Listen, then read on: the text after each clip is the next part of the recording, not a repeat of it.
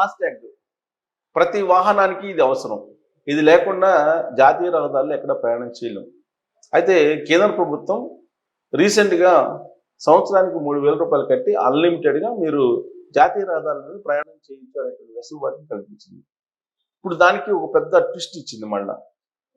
ఈ ఆర్థిక సంవత్సరం నుంచి అంటే 2026-27 నుంచి ఏప్రిల్ నుంచి జాతీయ రహదారుల మీద ప్రయాణించాలంటే కనుక ఇప్పుడు మీరు చెల్లిస్తున్నటువంటి 3,000కు అదనంగా మరొక 75 రూపాయలు పే చేసి మీరు ప్రయాణించాల్సి ఉంటుంది.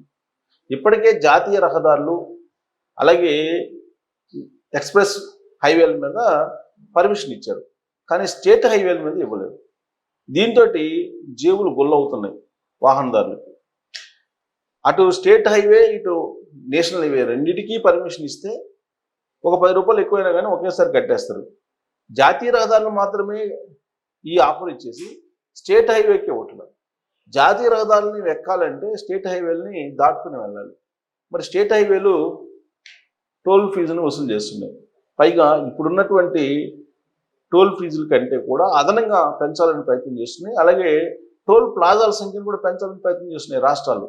కారణం ఏంటంటే వినియోగదారులకి అంటే వాహనదారులకి కొంత వెసులుబాటు కల్పిస్తూ జాతీయ రహదారుల మీద సంవత్సరానికి ఒకసారి 3,075 రూపాయలు పే చేసి తిరగచ్చు. ఎన్నిసార్లు అయినా అన్లిమిటెడ్ దాదాపు 200 పైగా ట్రిప్పులు ఇది ఇచ్చారు కొన్ని.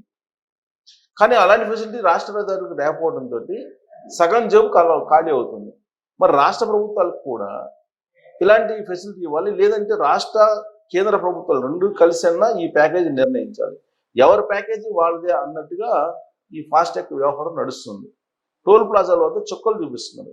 ఇన్ కేస్ మీరు కనుక టోల్ ప్లాజాల దగ్గర ఈ ఫాస్టాగ్ లేకపోతే డబుల్ ఛార్జెస్ వసూలు చేస్తున్నారు. అదొకటి డిలే అవుతుంది. ఒకటి వాస్తవంగా నీకు టోల్ ప్లాజాలు దాని నియమ నిబంధనల ప్రకారం మీకు లేట్ అయింది అనుకోండి, 5 నిమిషాలు లేట్ అయితే ఆ తర్వాత వాళ్ళే పే చేయాలి. కానీ ఎవ్వరు ఏ టోల్ ప్లాజా కూడా పే చేయట్లేదు.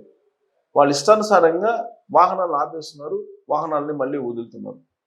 అయితే కేంద్ర ప్రభుత్వం మాత్రం ఈ ఫాస్టాగ్ వ్యవహారాన్ని అసలు పక్కన పెట్టేసి GPS సిస్టమ్ని తీసుకొచ్చి ఇంట్లో నుంచి బయలుదేరిన తర్వాత నుంచి మళ్ళీ ఎండింగ్ వరకు ఎంత ప్రయాణించాడో లెక్కగట్టి ఆ అమౌంట్ని రాష్ట్ర లేదంటే జాతీయ రహదారులు ఏవైనా సరే మీరు ఎక్కడ ప్రయాణించినా సరే ఒక అమౌంట్ని నిర్ధారించి పే చేయించుకోవాలి.